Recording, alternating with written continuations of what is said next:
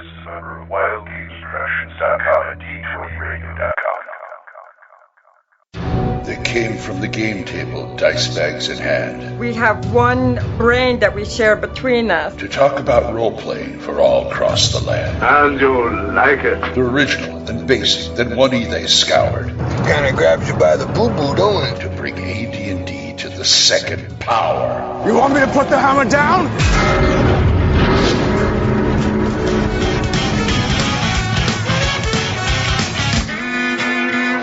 Welcome to THACO's Hammer, the best damn AD&D second edition podcast ever. Depending, I'll keep an eye out on the chat. Just to make sure. It's like us old guys. Depends. Mm-hmm. So stealth joke. Mm-hmm. But anyway, how you folks? How you doing? DM Glen here, and we're back with THACO's Hammer, episode 172. If you're playing along. Mm-hmm. And this is How Does Someone Actually Lance a Dragon Anyway? So we're delving into Dragonlance. So expect me to be unnecessarily quiet. Well, let's do full disclosure. We're not doing the game rules as of yet. Yeah, we're just doing the synopsis for Tomes of Legend for the venerable and much beloved Dragonlance Chronicles, the first series. Much beloved. Yeah, much okay. beloved. Yes, believe it or not. Excellent read. It's a great read. It's a crappy game, but it's a great read. Exactly. And one of these days, we will get to the actual game rules, and yeah, people are not going to be happy. Although I think the Howling Mob might be less because the Dragonlance Nexus went down as of I think 3 months ago. Really? Yeah, it did. And that's unfortunate, but It's not that the rules for playing in the Dragonlance setting are bad. They're just like any other D&D setting.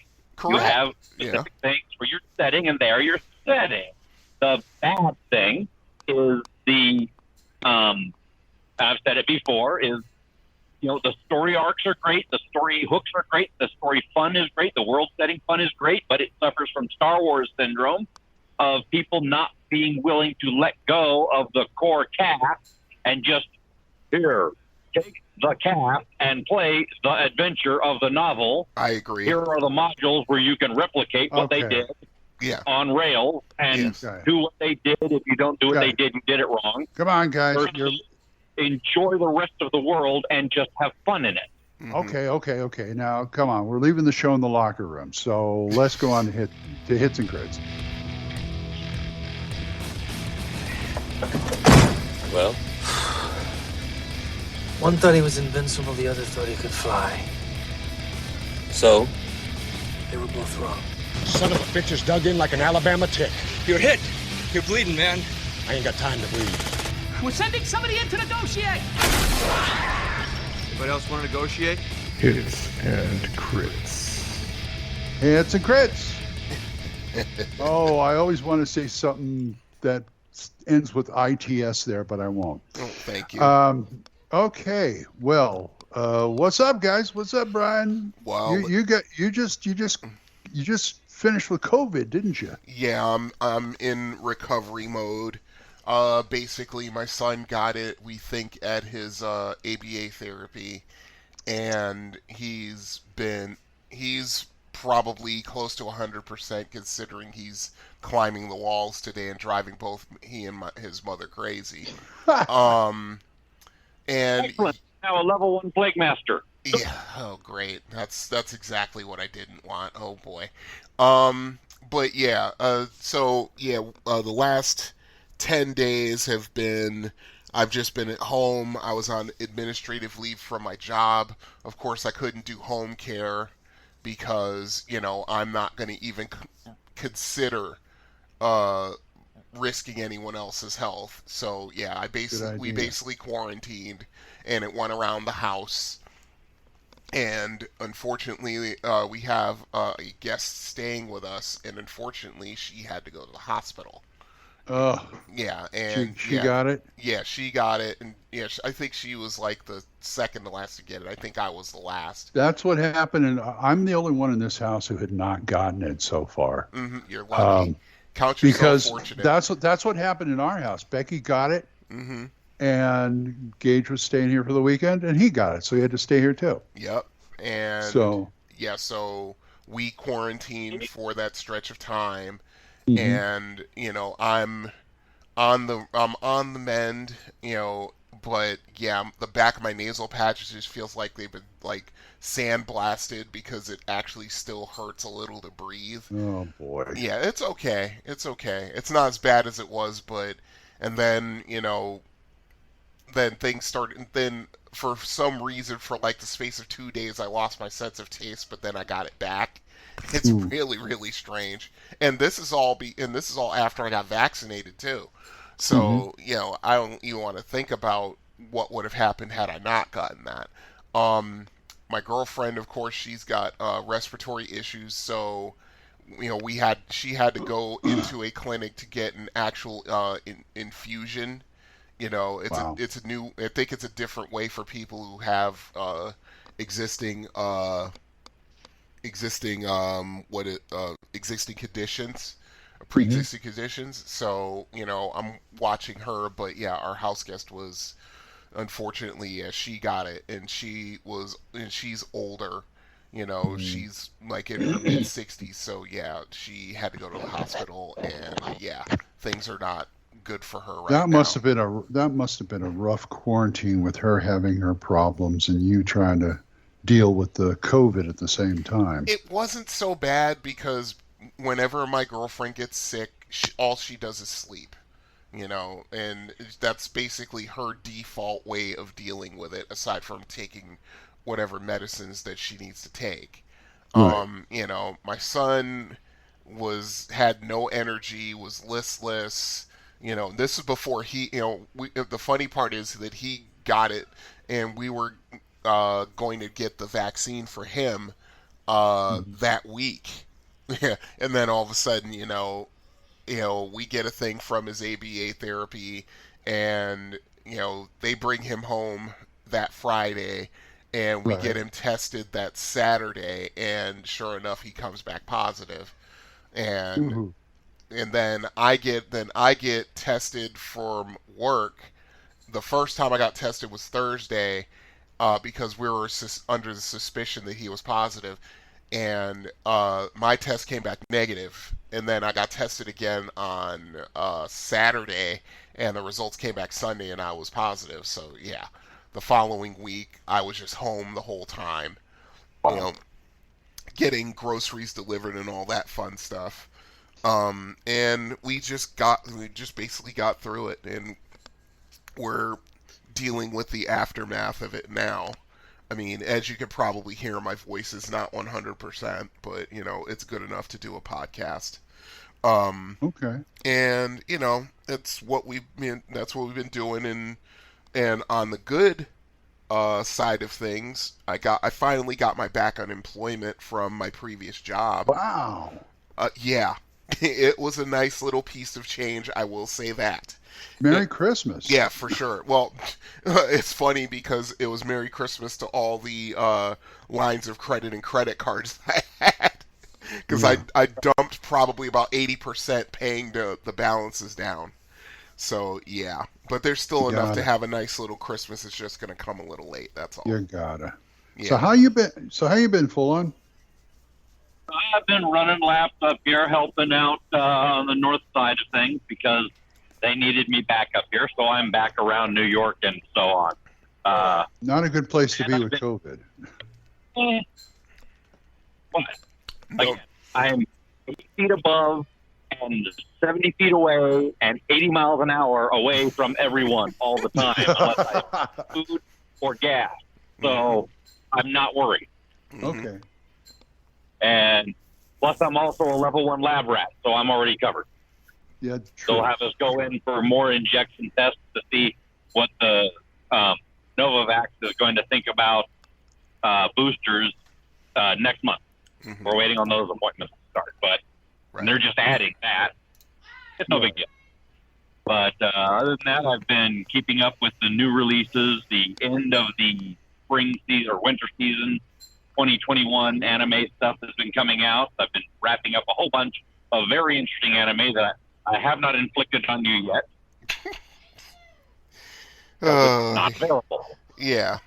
Well, But thank you, but you spend way too much money on us.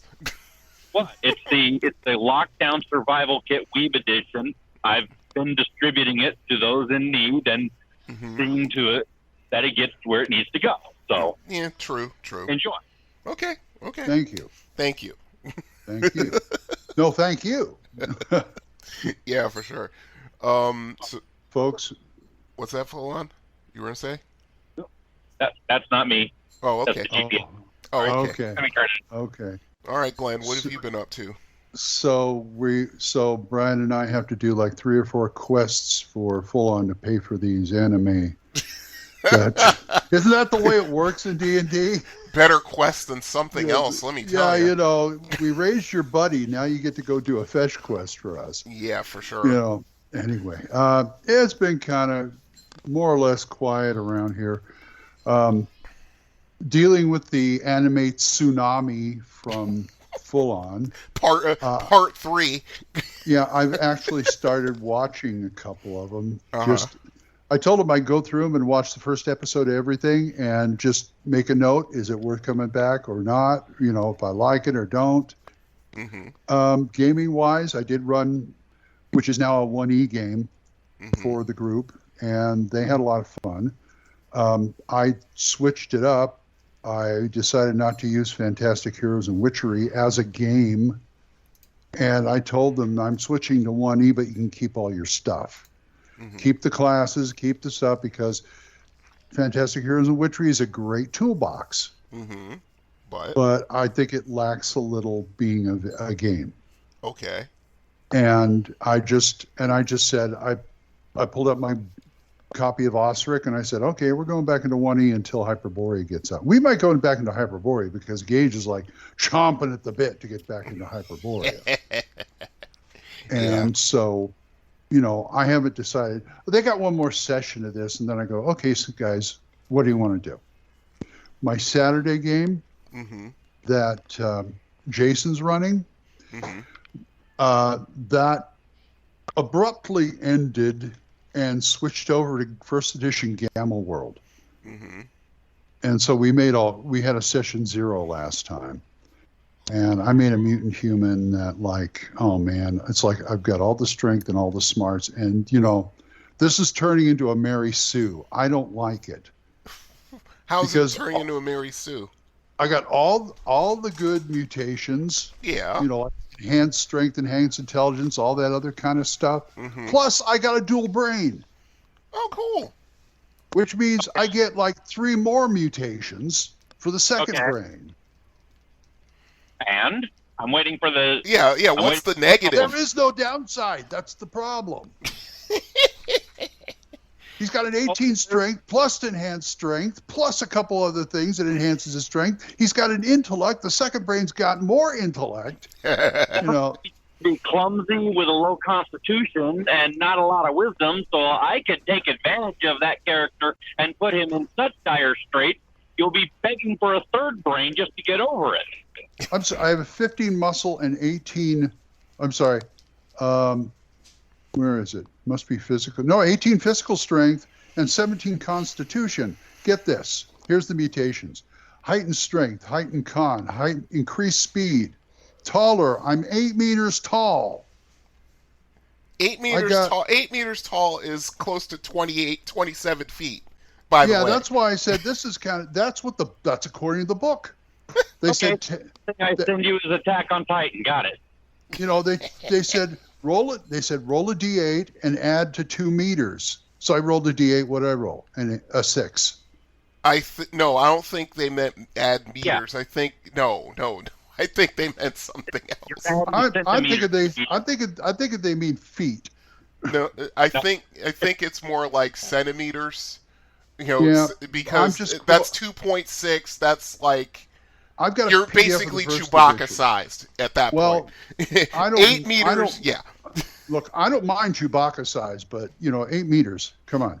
Well, 8 meters. 8 meters is like Frost Giant size.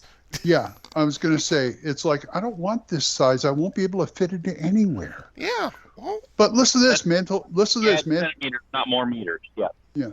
Listen to this. Mental mutations, heightened intelligence, and a dual brain, which has more heightened intelligence, heightened brain talent, and mental blast. Hey. Now the heightened brain talent means I have an advantage when trying to figure out the artifacts. Mm-hmm. Well, that's good. So that's a good thing. But it's like, this is too. I kept going. This is too much. This is too much. You're a rarity, Glenn. You're the only gamer I know of who would say that. Because I wouldn't say it. Full-on wouldn't say it. Yeah, and they like my name too, Percy Handjobber. Oh God, of course, a Glenn Hallstrom classic. I pulled that out of my 101 list of names. Mm-hmm. Yeah. I remember that supplement quite well. Yes. And 101 names too. Yeah. So let's see, what else have I been doing? That's about it. I'm reading a really good supplement right now that I've been pimping everywhere. Arcane Artifacts and Curious Curios by Madeline Hale. Mm-hmm. This is the girl who did the Table Fables book. Right. Yeah, I have one of them. Yeah, and I thought, okay, I'll get this. It came recommended on YouTube, and I thought it would be like those. What are those, 50 pages or something like that? About 100. This is over 400. This is over 400 pages. Oh, jeez. Chock full of magic items. Awesome. And some of them are really good. Mm-hmm. I mean, I told you about the one where the guy who's wearing the ring, he can detach his hand and control it. Okay, turns into the thing. Got it. Yeah, the hand with the ring, and it's like, yeah, thieves would really like this. Yeah. But the downside is anybody takes off the ring, you just lost a hand. Yeah, that's a bad thing.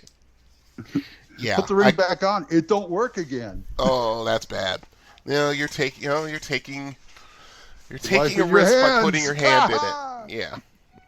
Yeah, thief with no hands. There you go. Oh, that'd be funny. Anyway, that's me. Let's go into emails. That's okay. Fun. And I just got a message from Vince.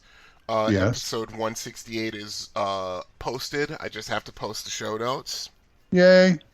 Or was it 168? Oh, geez. Now I got to look it up. Oh, silly me. Kill 168. Yeah.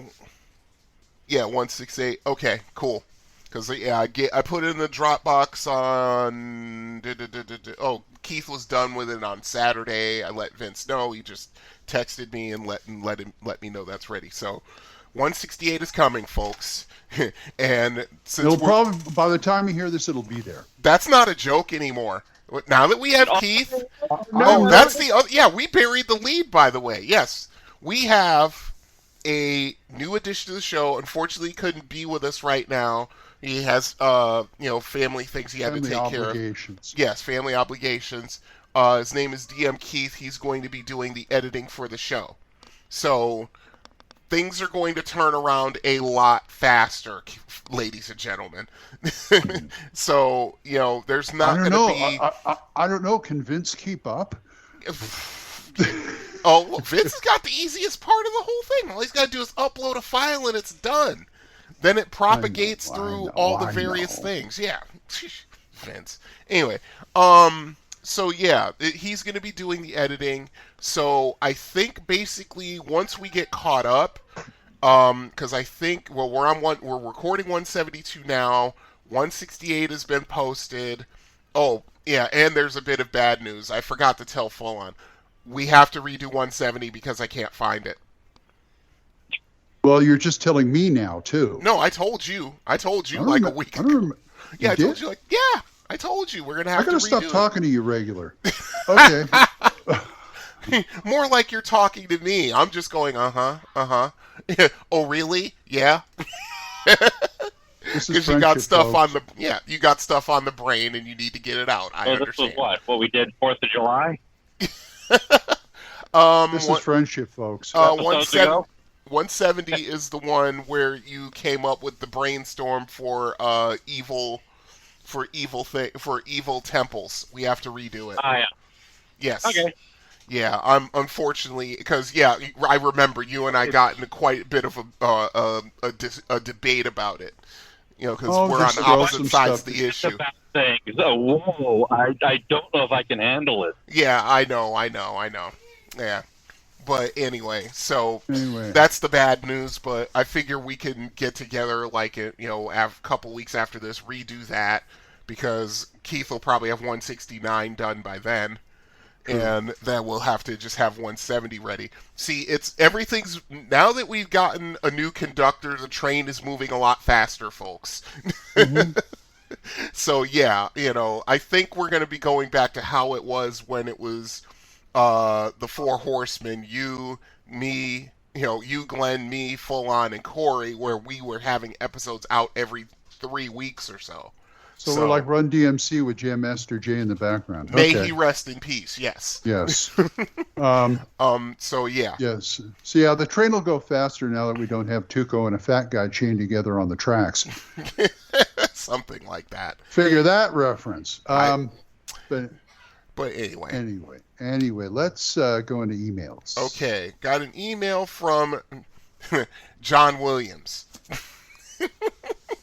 I love your music. Yes, yeah, I know. Yeah, the first thing he says is like, yeah, I get that a lot. I just like to think I'm retroactively the best John Williams, and that hack just happens to be more famous. Wow. Well, just lucky your name isn't Rommel. Otherwise, I'd have to say, you magnificent bastard, I read your book. There you go. Okay. Let's see. His question. Well, he's got multiple questions, so this will take a little while for us to to dig through. But the first question is, what features or aspects of second edition do you all like that separate or elevate it above the other versions of D&D that make it your favorite version? Okay, I've got mine. Well, anybody who's listened to this podcast knows because I've said it 1,000 times. But I've got mine, but it's a secret. Oh, gee, that's helpful. I'm sure Full On has it too. Yeah, you go first, Full On. Well, let's see. The breadth and depth and volume of supplementary materials and modules. Mm-hmm. Twist to your own needs, or how easy it is just to import things. Right. Having a game is one thing, but having something to play is another. Very true. You need to have the meat to chew on to give your gamers something to do. Mm-hmm. And if you're not blessed with a Greenwood brain, then this is what you have to turn to. And if the product isn't forthcoming from the company, then they make it forthcoming from the company and from all the other third-party producers who are, ranking stuff out, and it's all allowed to exist, and everyone is happy. Right. Did you say we mess with the rules anyway, so everybody messes with the rules. Yeah, everybody does. All 3.5, all 3 and 3.5 is what everybody did to do when the authors weren't looking, until they said, you know what, they've got an idea there. Let's go with that. True enough. The plot retconnings for campaign worlds like Forgotten Realms, I could have done without, but okay, yeah. But then again, they did that from 1E to 2E, so So you like 3. He likes 3.35. Mm-hmm. Okay. I wasn't clear on that, so okay. Mm-hmm. Go ahead, Glenn. You go ahead. Well, what was the question again? Oh, for goodness sakes! What aspects of second edition that you like that separate or elevate it above all the versions? All the other versions. Okay, what we like. Modularity. Mm-hmm. Because you can use what you want and leave the rest. Mm-hmm. And you can go backwards and plug it in. Absolutely. Back into like first edition and plug stuff in. Mm-hmm. You can go back to basic and plug it in. Yeah, you can do that too. Mm-hmm. You like something in BX, use it. Mm-hmm.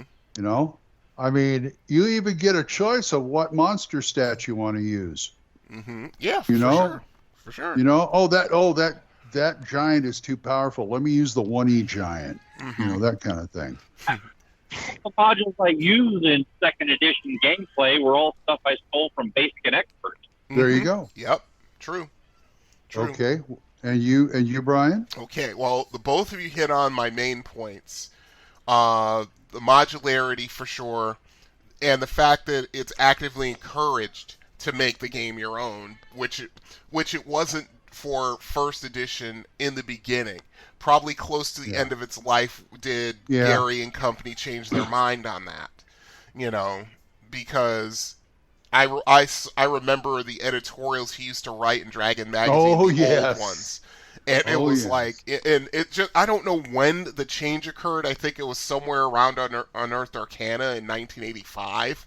But, all of a sudden, it was like, go ahead. No, you go. No. What you were going to say? No, I was gonna say I can almost, when I read him again, it's almost like he's saying all this through gritted teeth. Yeah, for saying, sure. It's like it's like the Incredibles. We're supposed to help people. I'm required by the company to say yes. Mm-hmm. You know. Yeah, it seemed to be reluctant going through the 80s into the early 90s when, you know, the advent of second edition came around.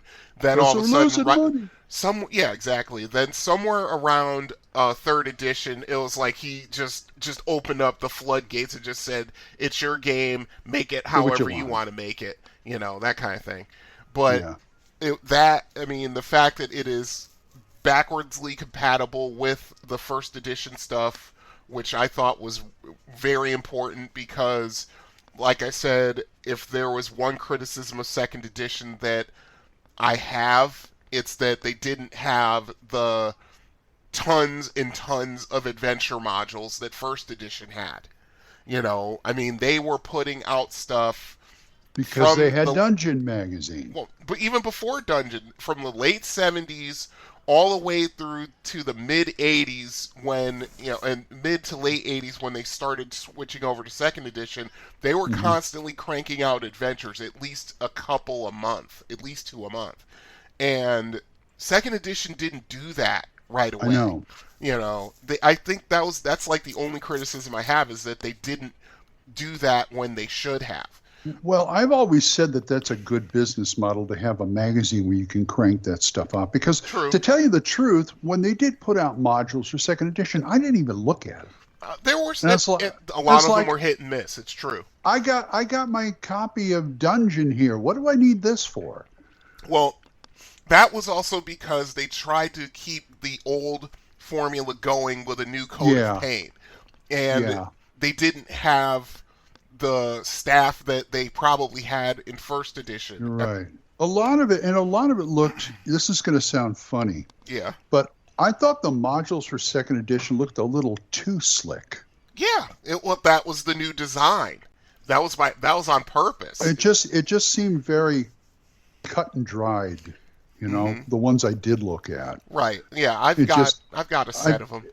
I just, you know, there wasn't that. They didn't feel like they had the organic quality that you got from a Basic Expert or first edition module. Right. The book fine as opposed to a staple fold. The pages weren't intended to be removed.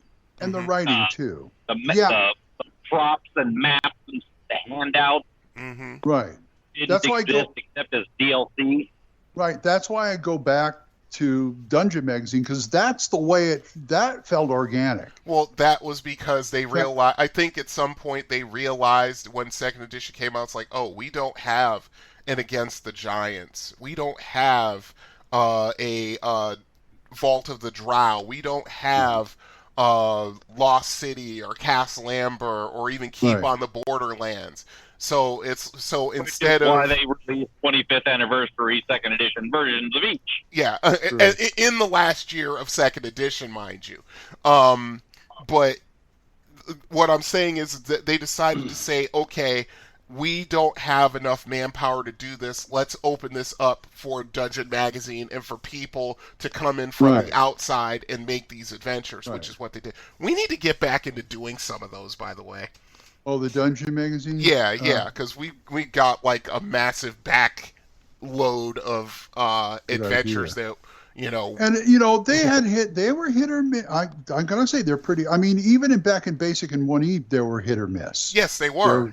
There were some duds. Yeah, there were. But on the whole, for what you get for the, what you're paying for subscription or buying it every month, you're getting great value for money. Oh yeah, because you're getting 5 or 6 adventures per issue. And most of the ones were, because they do one for first edition, 1 or 2 for second edition, 1 for basic. Then they might go off on on a tangent, do one for top secret or something like that, or Gamma World, yeah.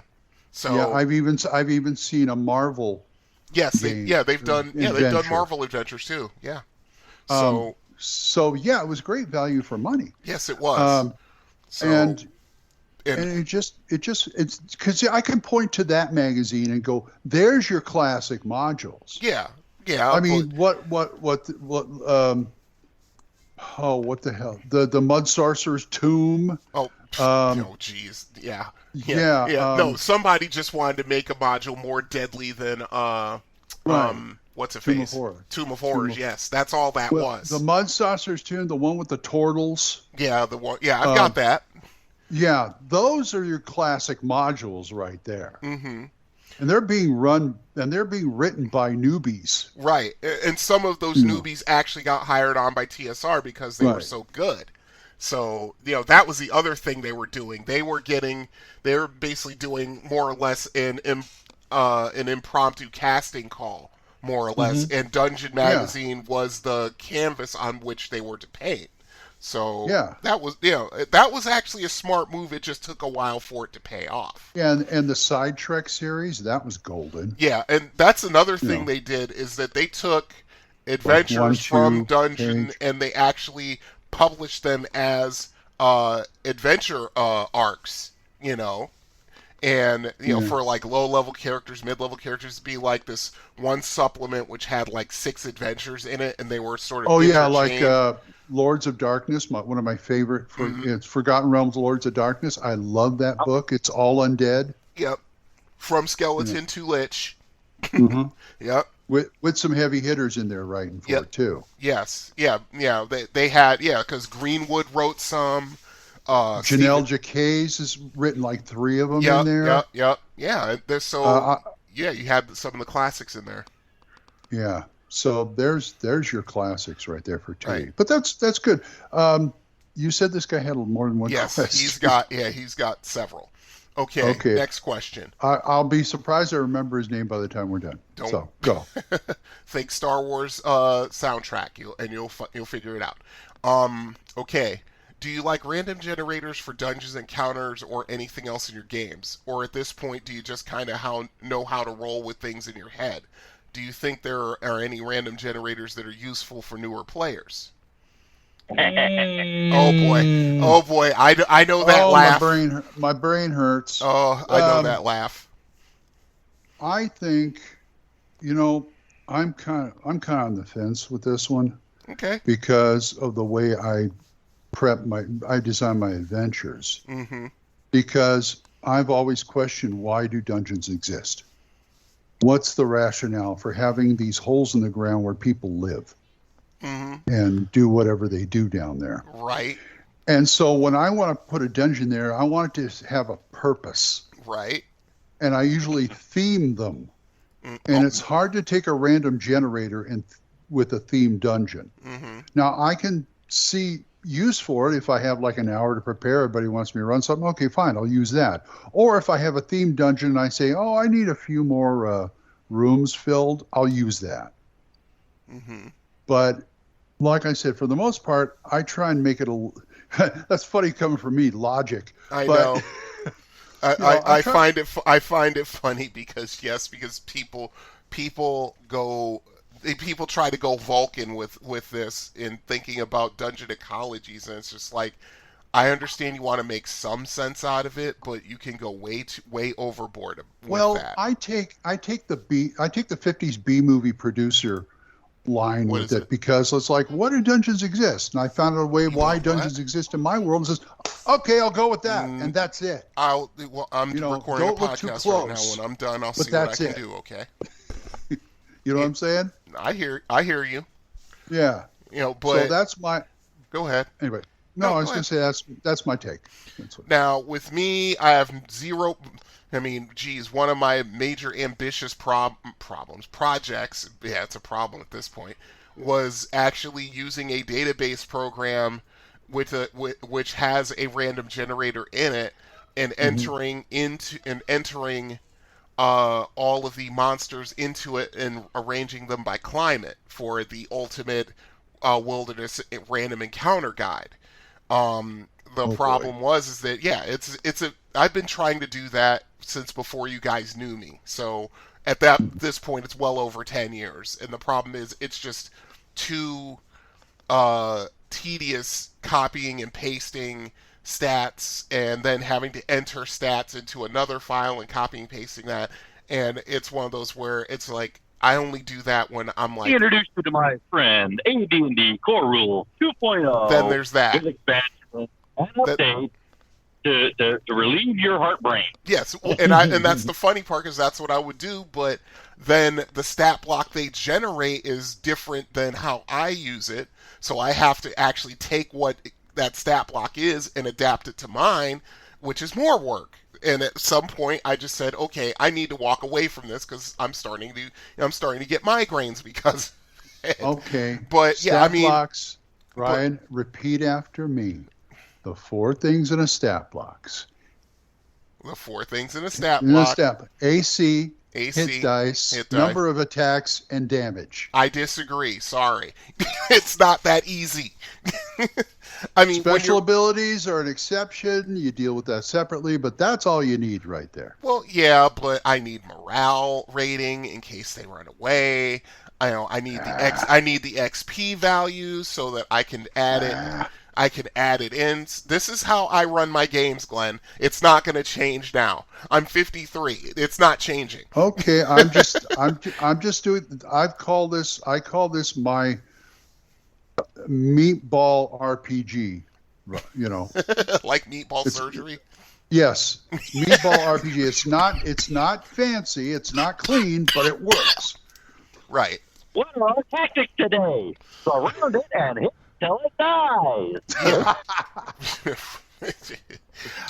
But yeah, I mean, as far as using random encounters, I have zero problem with it. I mean, I have oh goodness, I just lost my train of thought. COVID. I've been lauding the North box set because it has a poster-sized wilderness encounter table on the back where the map is. Which is this? The North. It's a Forgotten Realms box set. It has a poster-sized I missed picture, that. Poster-sized picture of the region, and on the back is this massive wilderness encounter table. How did I miss that one? We talked about the North like 30, 40 episodes ago. Yeah, but I was thinking of Waterdeep in the North. Mm-hmm. Oh, no. No, they actually made a box set in the mid-90s. Yeah, I said, how did I miss it? I saw City of Splendors, but I missed that, Mm-hmm. Anyway. But, yeah, it's hard to get a complete box from the used bookstores. Yeah. Because everything useful, it came in that box. That's true. That's very true. The funny part is I still have the North box set, and even though it's been heavily used, I could probably still get $100 for it. Yeah. But be that as it may,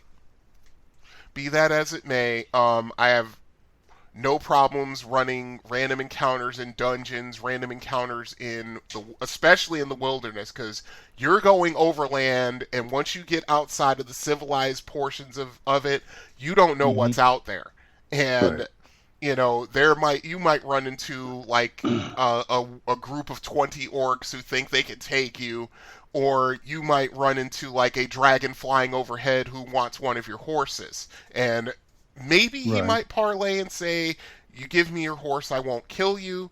Or he might just come diving out of the sun, breathing whatever breath weapon he has, and roll for initiative. It's that kind of thing. But, because we've talked about that, it's like, Oh, yeah. If anything, a lot of DMs do not emphasize how dangerous the wilderness is. Some, I will say, overemphasize it. Yeah. Some do, but most You don't. think? Yeah. You Oh, think? yeah. But I sit in the corner innocently twiddling my thumbs. What? I wasn't mentioning any names. I was not going to mention any names. Okay. We should have full-on weigh-in on this because he's been laughing maniacally in the background. Yes, so. go ahead. Full on. Yours, What's your sir. take? What's your take on this? What? I have fun with it, and I have several options that I delve into depending on the style of play, the game group I'm dealing with, and what my intentions are. You can start with your first edition Dungeon Master's Guide.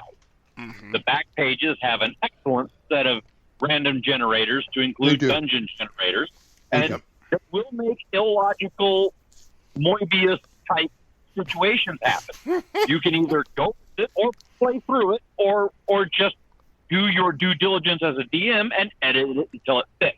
Mm-hmm. You can do that. Yes. Nicest thing you can do with a hunt with a percentile table is read your dice both ways and choose the best option. Mm-hmm. Okay. Okay. That's one. Another tool that I'm happy to use is the JK product, Central Casting.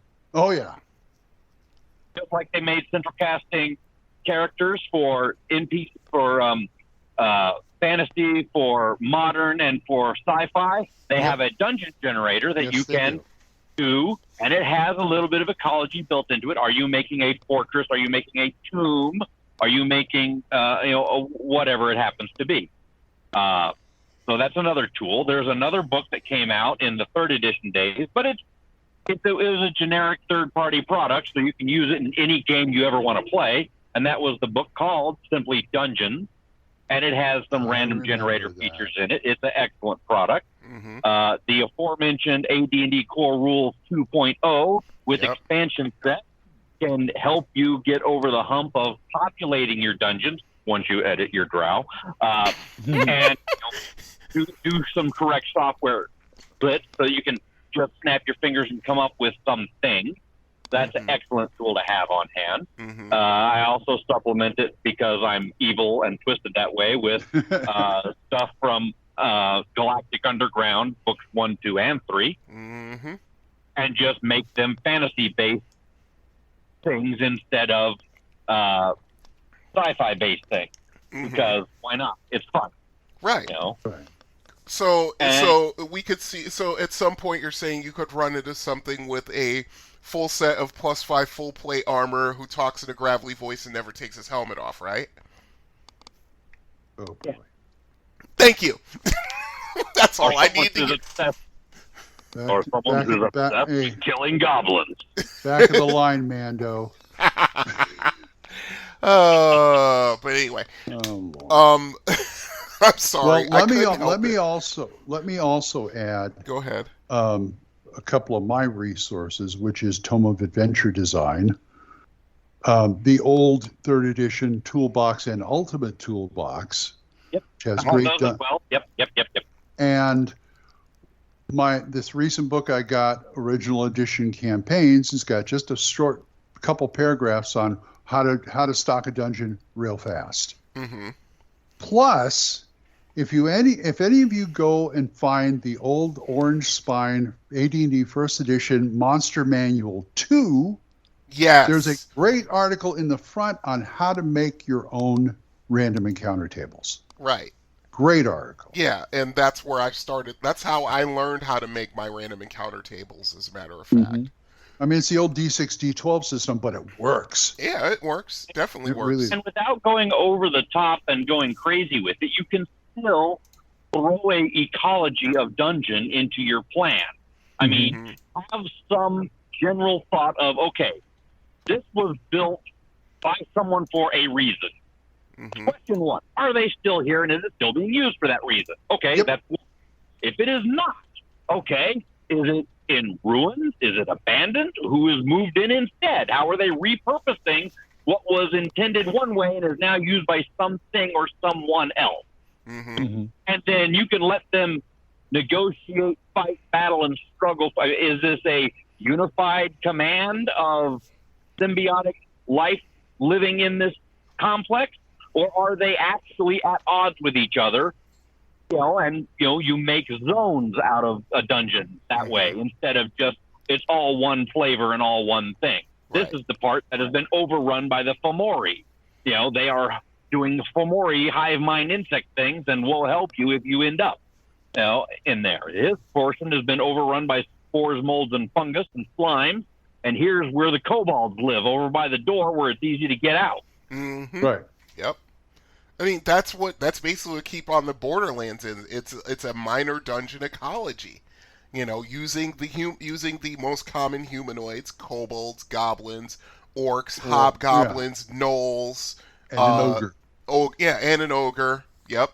So, and then all of a sudden, on overarching all of that is a plot by evil priests who have a whole bunch of undead that you have to deal with. So, I mean, that's like a perfect ecology. It works for me because you see the kobolds being bullied by the goblins, who are being bullied by the hobgoblins, who are at war with the orcs, and the gnolls keep to themselves for the most part, but if anyone gets in their way, they'll just stomp on them, and then anybody who runs away into the woods gets eaten by the giant spiders. Exactly. And then there's the crazy old man in the woods who could be a 4th level cleric. He could be something else. I mean, go ahead. Didn't he have a pet bear or something? Yeah, no, it wasn't a pet bear. It was was it a tiger? No, a tiger? It was a tiger, I think. It's either a tiger or it was some sort of cat. But yeah. So, but that's where I've seen people go off the rails trying to over-explain why this dungeon is. You have to remember, most of these dungeons are either natural cave systems or something that was constructed, anywhere from like 25 to a couple of thousand years ago. And, for usually why most humanoids occupy these things is for, number one, for shelter, to keep them out, to shelter from the elements, to give them a place for them to hide from, the roving patrols of the Kingsmen who are trying to find them because they are raiding shipping caravans and so forth, and, things of that nature.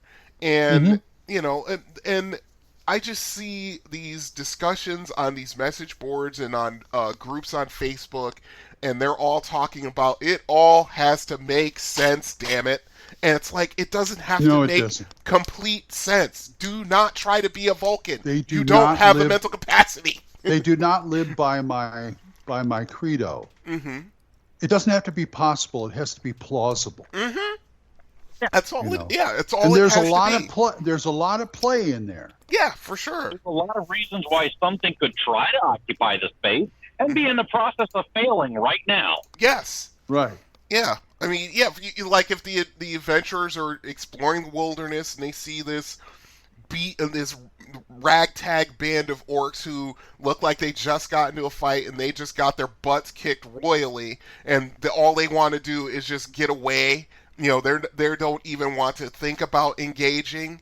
Right. And that's a role playing thing for also the party, because unfortunately, most players are murder hobos, and they see something that they think deserves to die, they're going to draw down and try to kill it. Instead of saying, oh, wait a minute, look at these guys. These guys, it looks like they've been in a really big fight, and all of them have injuries. Some of them have missing limbs or broken ribs, and they're just trying to get out of there. That's a great way to introduce ogres to a low-level party who's not ready to fight uninjured ogres. Mm-hmm. Yep. Right. Them fight the leftovers of something else, beat them up. Yep. Yeah. Actually, go ahead. Yeah, go ahead. No, actually, what were you gonna say? No, I was gonna say, and the guy who wrote the actual Keep on the Borderlands novel did it right. Because there was basically a bunch of novice adventurers, and they went after the kobolds first, then they moved up to the goblins. Once they got to around where the orcs and the hobgoblins were, they were having trouble. They were starting to get their butts kicked a little bit. And then they actually go after the gnolls, and that was a bad fight. And then they run into that one lair where, you know, basically the leader tosses a sack of gold to the ogre, and the ogre comes out. And he ran that fight pretty well, too. If I remember, there was a minotaur somewhere. Yes, in there is. too. Yeah, there is. Yeah. You know, basically a maze where left is right and forward is backward, and there's just this curse on the place where your direction sense is completely screwed, and there's a minotaur in there who's completely functional, and once he senses that people come into his area, he hunts them down. And he will know when they come into his area. That's part of the magic of the place. You know, that's why nobody goes anywhere near there. There's actually in that maze, there's actually a secret door that goes into one of the other complexes, but no one knows about it. You know, so I mean, that's for the players to discover. Then all of a sudden they go in there, and it's like, oh, we're lost. Oh, what's that snorting sound? What's that? Boy. Yeah. And then all of a sudden, out of the darkness comes a charging minotaur. Roll for initiative, and you're all first level characters. Have fun with that. Yep. That's the way it works. And I know you guys have been dying to know, how do I justify dungeons in my world? They're all rest stops. They're repurposed old dungeons or lairs and stuff like that that the local whoever decided, and since they're abandoned, they clean them out, and they're rest stops and temples for adventurers. Right. And that's exactly what Weathertop was. Lord of the Rings. Oh, rest stop. It was a hilltop fortress overlooking the land, fell into ruin out of disuse, because, you know, no one next to the Shire needed to have fortresses anymore. Right. But, True. You know, it is a, you know, place that surveys the land that, you know, people could take shelter in. People traditionally still take shelter in it. That's why Strider took them there. Because it was a known place for, on your way from here to there, stop here to be safe. Right. Okay. Yeah, I mean, and there's no problem with those way stations. As a matter of fact, that could be... That's what I'm talking about. Yeah, I mean, that could also be, like, just for a ranger character, that could be like that could be like his little secret mission given to him by his leaders as they're exploring the wilderness. If you're going in this direction, see about a spot where we can send a crew and construct a little way station or rest area that people journeying from, say, this place to that place, that there's a way station in there that they can rest, where it's near water, where there's possibly even food growing around there. Now, the thing is, something in the wilderness might try to claim it as their own, a la like an oasis in a desert. Oh, yeah. You know, and you may have to deal with that, but at least it's there. If you can or how you use it is up to you, but at least it's there. But so I mean, there are plenty of random generators. Full on. I mean, the good thing about core rules is that you could actually make actual lairs for particular monsters, fully kitted out with whatever monster it is, the number of them, and they'll have progressively descending hit points. They'll have the leaders. They'll have all the treasure rolled out. All you gotta do is click a couple of buttons, and boom, there you go. And you just plop it right into whatever dungeon you're using. But yeah, there are also old school tables all over the place. I mean, you gave me Table Fables, Glenn, and that was really good. I bought one of them, and I was really impressed with what was in there, because it gives you good ideas. The second one's even better. It's got a dungeon generator in there. There you go. So, yeah, there are plenty there. I think so. And again, the dungeon generators themselves, you're in a magic game. So if the physics of the corridor turns left, and turns left again, and doesn't intersect the corridor you started with, doesn't make sense, it doesn't have to if you don't want it to. No, exactly. You can have it be an undetectable slope. You can have it go through a dimensional fold. You can have it go through a gate. You can have it just actually do it and put an intersection there. Right. Right. You're not hunting. to what the tables do to you. Yep. You can make them fit your concept. And you can choose, okay, I'm going to grab from the Book of Lairs. Here is Hobgoblin. Now I'm going to randomly roll a cave system. Okay. Back of the Dungeoneer Survivor Guide has a dungeon path generator that I use to do the whole several 100-mile trek from the night below, from the surface all the way down to the sunless sea. Yeah. And that is a long trek. Yeah. I inflicted that on my characters to encourage them to find the magical gate.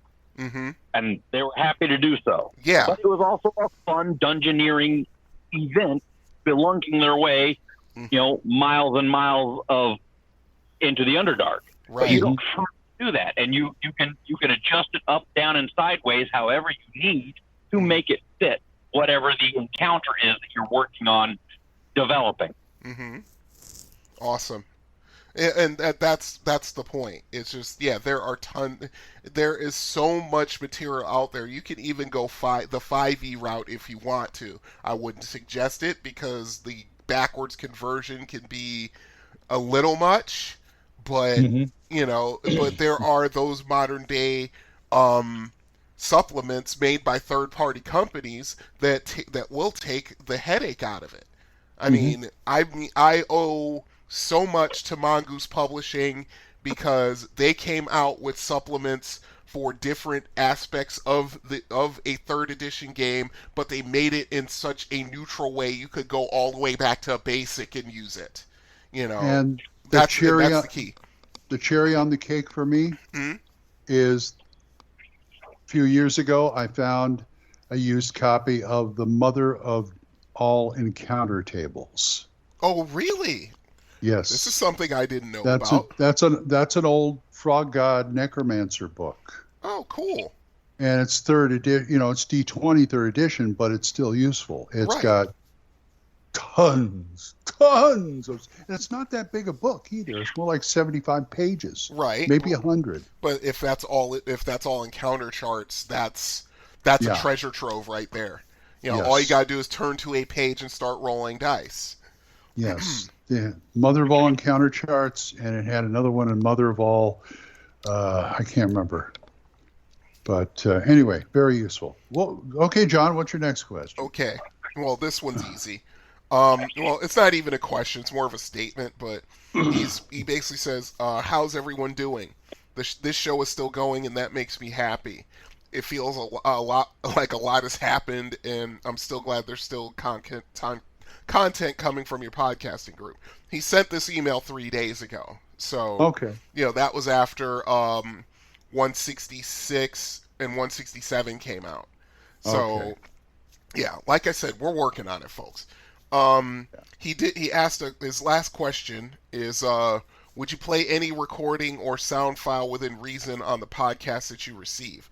Now, I don't know what he's asking.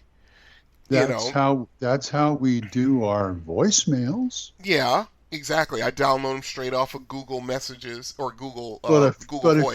But if you want to send in like an MP3 or something with whatever you want to say, we could do the same thing. Yeah, by all means, send it to us, thacoshammer@gmail.com.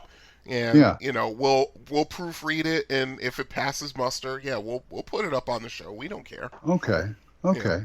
The last thing he says, I started quote unquote playing D&D Adventures with my 3.5-year-old son recently after we finished reading through the Hobbit comic novel for the third time. I ask him where he's adventuring, then roll on the random encounter table for the terrain and tell him what monster he finds. Then I've gotten him to roll a d20 and a d6, and he loves declaring, I defeated it, no matter what he rolls. It's very cute. That's funny. That's how you do it. You start them early. You get those dice. Oh, God. I got a 2-year-old grandson. I'm just waiting. Yeah, I'm telling you. I had to hide my dice because my son got his hands on them once. Oh, my granddaughters play sometimes too. They used to play my dice. They used to play like my big giant Crown Royal bag, and I had a smaller bag. They'd dump all the dice there. They'd play mama bag and baby bag. Who would eat the dice. They'd throw the dice in there. Oh, that's cute. Yeah, that's cute. It was really cute. But yeah, I've got a 2-year-old grandson. I'm waiting because I got Gage. I failed with Gavin. Let's see how Palmer does. Well, yeah, so, Palmer's the tiebreaker. Yeah. Well, you know, you're doing good.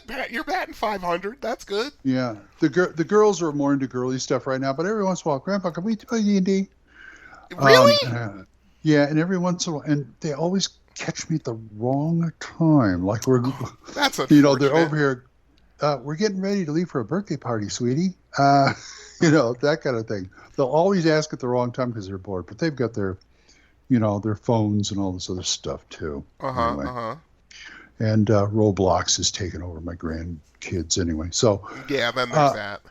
Yeah. Anyway, thank you, John. Yep. I appreciate it. You remembered his name, you see. See, I did. I think we should move on, though. Yes, we should.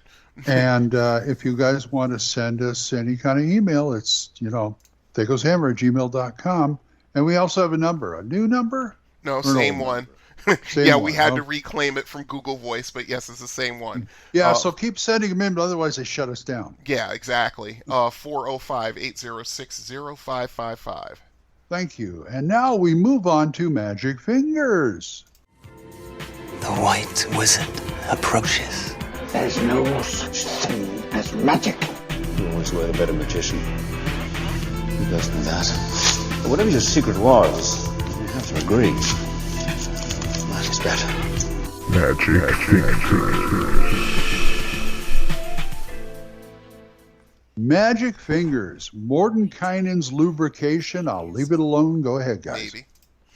Okay, let's see. We go into the Wizard Spell Compendium Volume 3, and that is, go ahead. What level? 6th level spell. Okay, so we're getting up there. Page 596 for those scoring at home. Okay, it is an alteration spell. Range is 0. Components are verbal and somatic. Casting time is 1. Duration is instantaneous. The area of effect is the caster with no saving throw. Okay, by use of this spell, the wizard is able to instantly recall any 1st through 5th level spell he has used during the past 24 hours. The spell must have been memorized and actually used during that time period. The spell only allows the recovery of 1 spell. If the recalled spell requires material components, these must be provided by the caster. The recovered spell is not usable until the material components are available. And that's it. Short and sweet. So yeah, you use this basically, to recast a spell. To recall a spell that you cast within the last day, which is actually pretty cool. The first time I saw this spell, they say it's in the player's handbook, but that's not true. It was in Unearthed Arcana in 1985. That's where I first saw this. It's probably was in Dragon Magazine probably about a year or two before that. So yeah, I mean, it's a wonderful little recall spell, and it's just one of those nice little spells that, if you only have like one teleport spell and you need one immediately and you already used it, there you go. You cast this and, then you've got your teleport spell back. So, it's a good thing. It is. Mm-hmm. It is. Good spell. Full on? Do you use it? I don't run out of spells. Well, okay. You forgot who you're talking to, Glenn. I'm the guy who will whip my spell book out and read pages directly from it with the chance of nuking the whole book to get another fireball off. So, having one available that takes up a 6th level slot is a thing, but it's not something that I would rely on. I could see sticking it into a ring of spell storing and using it as a I didn't have anything else available, so I had this. Okay, blop, let's use it. Yep. But if I could put something productive from the 6th level into a Ring of Spell storing, I probably would have put that there instead. This is the kind of thing to have on a scroll. That's a good idea. Yeah. Have write the scrolls out. Make the scrolls, or put it in Ring of Spell storing. This is your Plan B stuff. This is your Plan B stuff of everything that we thought we were going to do went wrong, and oh crap, I need to cast that again, and well. Either our adventure is screwed because we can't, or I use this. Yeah, for sure. Yeah, that's the only time you should ever read your spells directly from directly from a spell book, because you're going to lose them, and you can bork it and blow your spell book up, and then you're really screwed. In the bushcraft world, they call that redundancy. Mm-hmm. Yeah, for sure. But it's still a nice. It's a nice little contingency spell. But Full-On's right. It should be put on a scroll or in a Ring of Spell storing. That would be the ultimate contingency plan for a mage, for sure. Or in, for. Even like if you're a high level mage and you run out of fireball spells or lightning bolt spells and you need just one more, and you don't want to burn the spell in your spell book. Yeah, this wand of fireballs just burned out. Yeah, exactly. You ran out of charges. Ran out of charges of whatever you're using. Yeah, exactly. So, you want to throw up a force field? This is a great way to do it. Mm-hmm. Yep. This is one that I like these kind of spells, because you had the contingency spell, then you had there was one more that I can't remember aside from Mordenkainen's Lucubration, but it was something along those lines. It was like something in Dragon Magazine, if I'm not mistaken. Well, there's also Teleport Without Error, and you said contingency already, so Yeah, exactly. And then in later editions, they substitute this out with just burn higher spell slots to get lower spells. Mm-hmm. That works. Without even having a separate spell to do it. Right. That sounds like a 5e thing. Mm-hmm. It was actually that's a spells and magic thing. Mm-hmm. Okay. So I take it, see, a 5e thing for if you're having, and I've seen this in game before, in one of our games, if you're going to have like a wizardly duel or something like that, they have what they call counter spell in 5th edition. Oh, yeah. I assume that's the same as Dispel Magic in the earlier editions? Not exactly. Not exactly. That is where we get into the art of, say you're in a spell battle and you're using arcane concentration or whatever the heck that skill was called. Yeah. You're watching what the other wizard is doing. You roll your skill check to recognize he is in the process of casting this spell. You can do a way to negate it is not just throw anti-magic at him or dispel magic or something like that, or try to disrupt him with a cantrip, which is what everybody did back. All we had was Unearthed Arcana, sneeze, but they started getting into more of the direct, okay, there's two ways to do this. I can either cast the opposite of the spell, like he's casting light. I'll cast darkness. Poof, both negate. Right. Okay, that's the way. Or I'm casting my fireball against your fireball for the purpose of making neither fireball happen. Mm-hmm. That is the counter spell plan that they started coming up with. That is far more video gamey and that kind of aspect or novel wise of we're just going to meet head to head and they just cancel each other out. Doing math basically of either all the positives and negatives cancel each other out, or two like things opposite each other out. I'd never seen a duel like that until Carlos ran that 5e game, because the big bad, we had two magic users in the party, and they were like alternating counter spells. And then when they ran out, I said, okay, and he's going, okay, he does this to you guys. The bard pops up. I counterspell it. Holy moly! Yep. Well, bards can actually do that, but it was only sound-based stuff. You know, Right. like Harpy Song or something like that. Yeah. Well, again, that was one tool in the bard's bag when everybody was complaining that bards can't do anything, and then they started saying things like, okay, well, if the spell has a verbal component, you can use your bard skill magic playing to make him say the word wrong and mess up his spell. Mm-hmm. Yep. You know, you're listening to headbanging music and you start headbanging because you're not willing to headbang and you do it anyway. It's that kind of plan to mess up verbal and semantic gestures now. Okay, so that's why they came up with that idea and just open it up more and more. Yeah, it was almost like a magical chess game. Okay, you do this, I do this, you do this. Mm-hmm. Yeah, exactly. And finally, you know, checkmate. Yeah, we stopped him. Totally, it was great. It was fun to watch. Yeah. And they tried to do it in second edition with like magical dueling rules, and it just didn't work. It just didn't.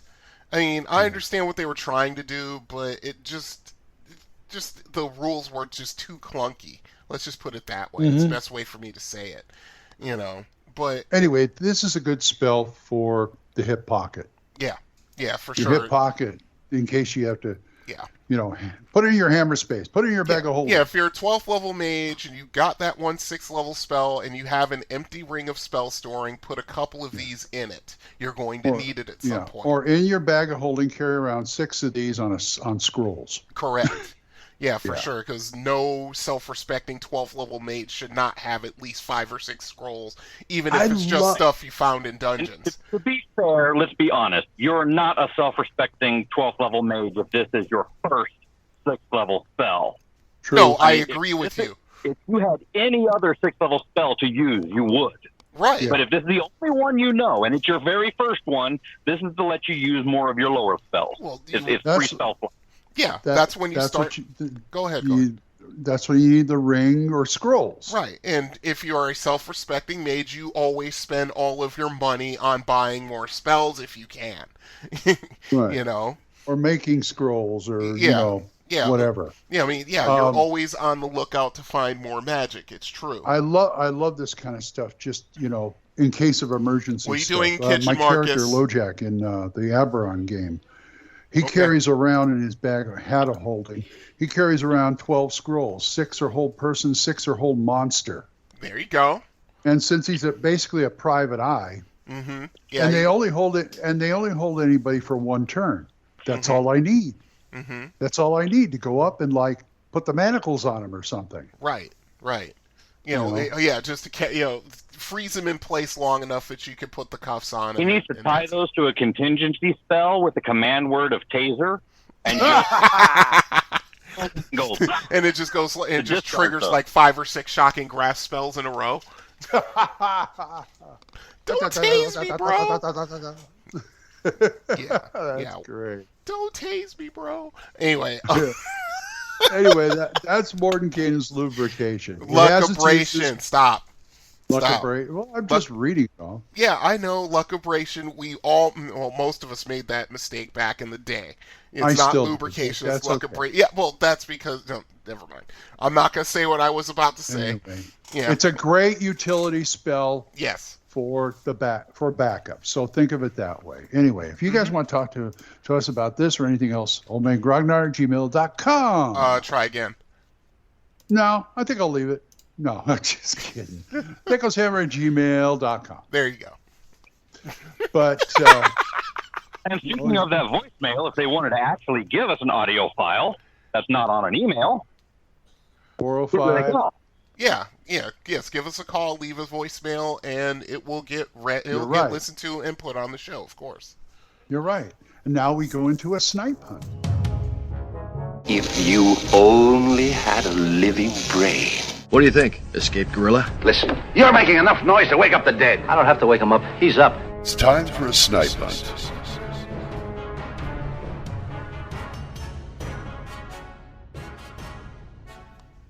Snipe hunt. We're back in the Lycanthropes. We're Panther. Yep. Now we're getting a little specialized. Yes. Yeah, there are... Cat People. I love that movie. Say, which movie was that? Cat People. Oh, yes. People. Yes. The original. Yes. Actually, I think that's where this came from, as a matter of fact. Val I know they're talking about the remake, but I like the original Val Lewton. No, I like the one with Paulina Porzakova in it. Or was it? No, was it her? No, it was Nastasia Kinski. Nastasia Kinski, thank you. Yeah. Oh my God. Woof.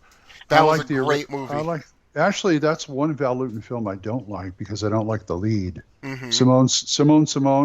Mm-hmm. I just thought she was a stuck-up little. Oh, well, you know. Yeah. Anyway, go ahead. Anyway, okay. So we've got We're Panthers. Yeah, We're Panthers. I love the picture. The picture that is in this is basically one in his bipedal form with his claws drawn. Yeah, It's just fantastic. Okay.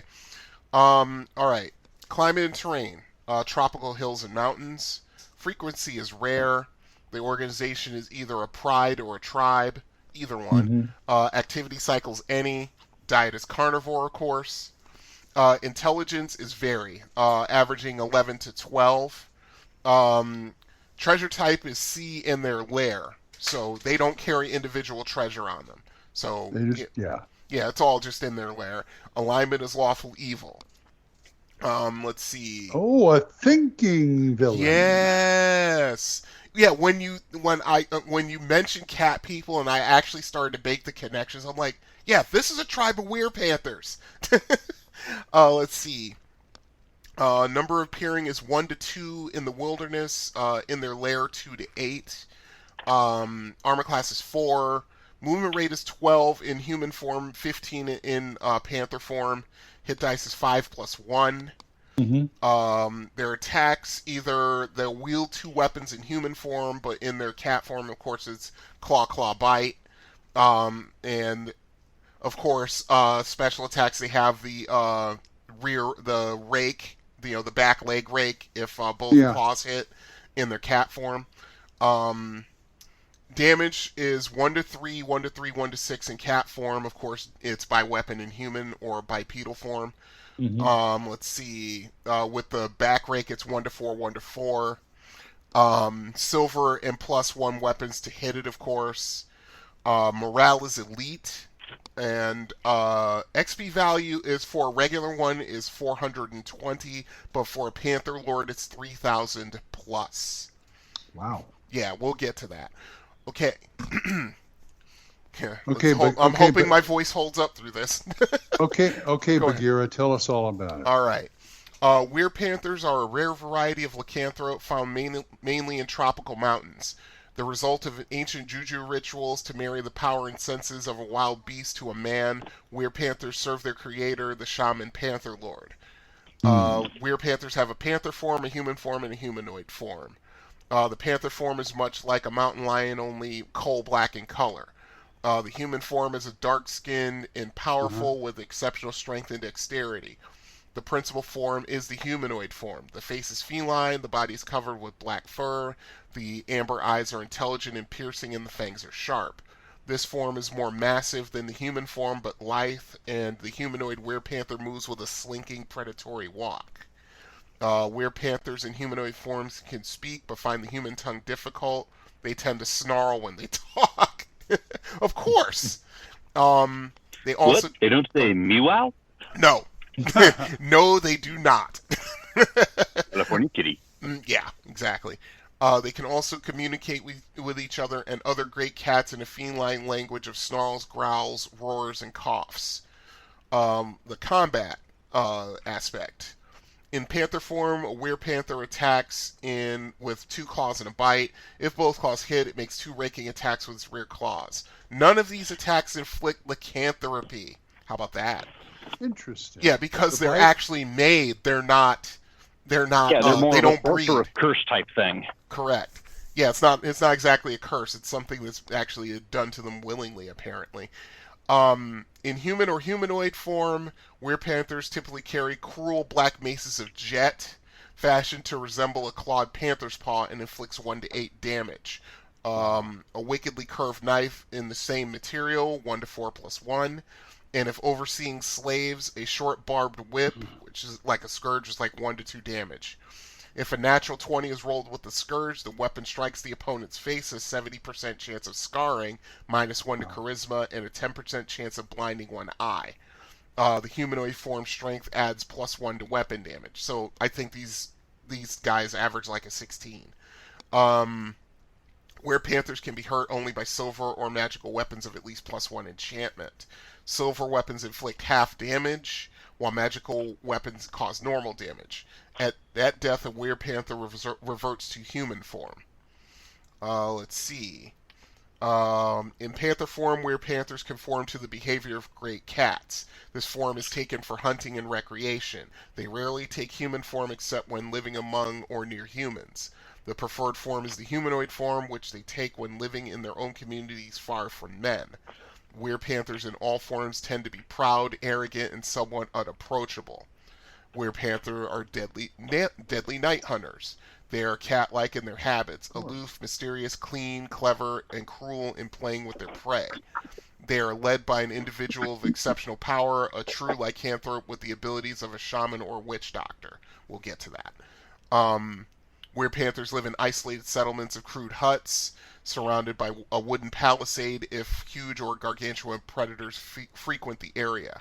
Were-panthers are slave takers and raid for captives to do menial labor. The typical settlement will have 2 to 3 times as many slaves as were-panthers. The were-panthers are cruel masters. Of course, they're lawful evil. Of course, they're cruel. They use their scourges freely to discipline and punish their slaves, rather as weapons of war. Were-panthers are meat eaters, preferring their food uncooked and bloody. Yeah, big surprise there. They prey upon human and humanoid tribes in their territory and claim were-jaguars, were-tigers, and wemmicks as bitter enemies. Strong opponents may be captured and taken back to the settlements to become were-panthers themselves. So that's how they procreate. They capture strong opponents and convert them. Okay, the Panther Lord. This is the most powerful were-panther of the tribe and the only one whose bite transmits lycanthropy. This individual has at least 8 hit dice and the powers of a shaman or witch doctor as well. The Panther Lord can command domestic cats and great cats of mountain lion size or less. Upon the death of the Panther Lord, all were-panthers of the tribe permanently revert to their human form. How about that?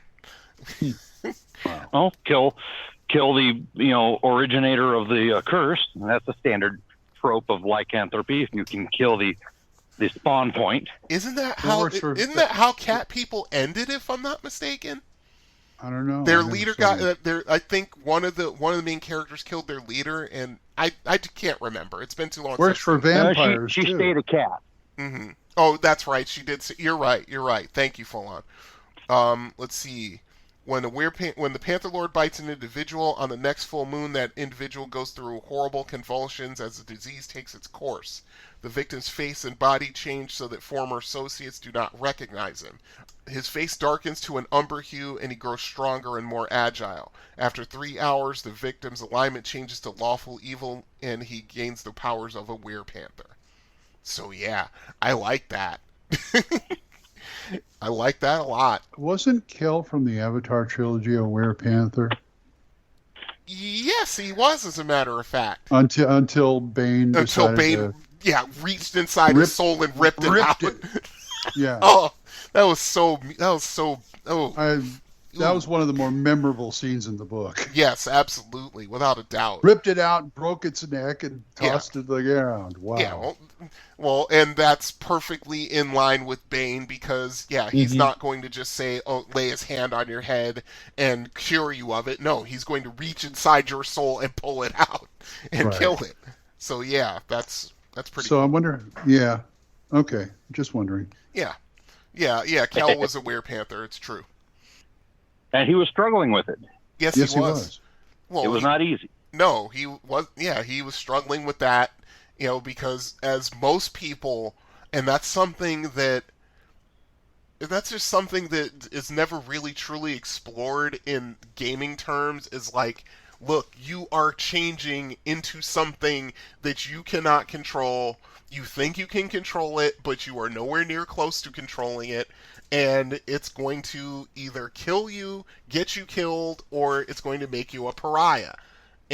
But most players are like, "Oh, cool! That's how I were-tigered That's how I got were-tigered. Yes, yeah, and I went through that the whole series of many times where I would be converted, and then the DM would take the character and do what he's going to do with it until I finished all the shifts in alignment and level and hit dice and everything else, and just became playing a monster player character. And then they turned the control over to me at that point, full control over to me, and then I picked up fighter class and started advancing that all over again. What was your character originally when that happened? I think he was a ranger. Oh, ooh. Oh, wow. Yeah, I could see how that would. Yeah, I could see that. Okay, that makes sense. So your character is pretty much dressed in reverse. Yeah, started out a ranger, doing okay, got infected with lycanthropy, and then he had to become a fighter. Got it. Yeah, I could easily make an adventure around a tribe of werepanthers. Easily. I mean, yeah, or just or even an individual werepanther who's infiltrating any one of these 6 dozen catoid humanoid tribes. Yeah, and basically bolstering his numbers by once a month taking the strongest of whatever he's hunting and converting him. So yeah, I like that. That's awesome. I mean, I didn't think it was this detailed, but then you had to make the cat people reference Glenn, and I'm like, oh my god, how could I have missed that? Because yeah, that was a tribe of werepanthers for sure. I mean, down to almost every aspect. Even the rules of the society suggested lawful evil behavior. Just the way just basically the way the leader was doing things, and Nastasha Kinski got caught up in it, then finds out about her brother, and then all of a sudden there's the aspects of feline incest and all that kind of stuff, and basically she ran away. And that's all I remember from that movie until Full On told. The original was worse on her. She married a guy, and they couldn't consummate the marriage because she turned into a panther. Wow! Did she kill him or something? No, she didn't kill. But I mean, they were playing scenes like she's on one side of the door, he's on the other, and he's getting ready for bed, and she's on the other side, and so I'm going to sleep out here. That kind of thing. Right. Yeah, that whole thing. It's the 40s, but the implication was there. It's like, no nookie for you unless you want a big cat on you. Yeah. They explored that in the remake. Yes, they did. They went very far exploring that in the remake. She was very tragic in the original about, she's like, she didn't, am I or aren't I? They left it kind of ambiguous. But, in the end, she probably, Yeah.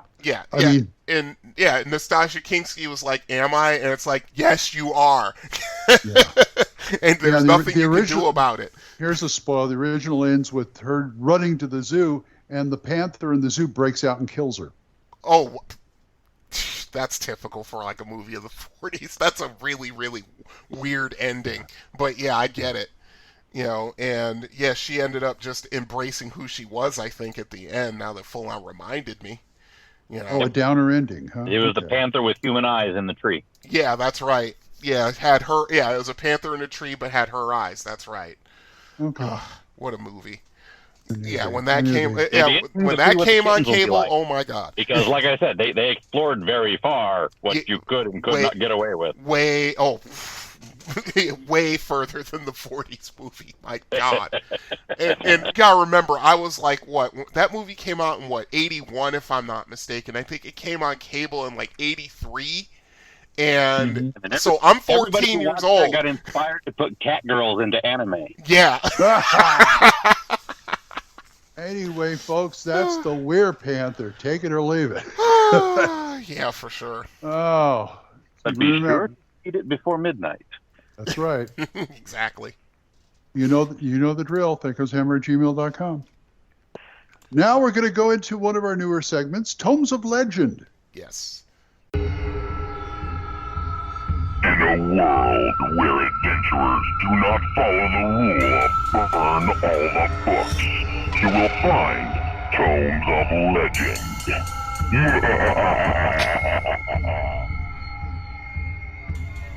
Tomes of Legend. Today we're going to talk about Dragons of Autumn Twilight, part of the Dragonlance series. Go ahead, guys. Okay, now this book came out, I want to say, what was it, like summer 1984, I think? As a matter of fact, I'm going to look it up while we're talking about it. But I remember when this came out, this is back in my mall rat days, smack dab in the middle where I was spending literally all day at the mall. So I was always in the bookstores, looking at D&D stuff and reading Conan books. Basically, I would just post up in there and just read until they kicked me out. Yeah, do that in the Stars and Stripes bookstores in Germany, because I was there at the time. Yeah, for sure. I was 6th and 7th grade. Yep. Yeah, November 1984, that's when it came out. That's the publication date.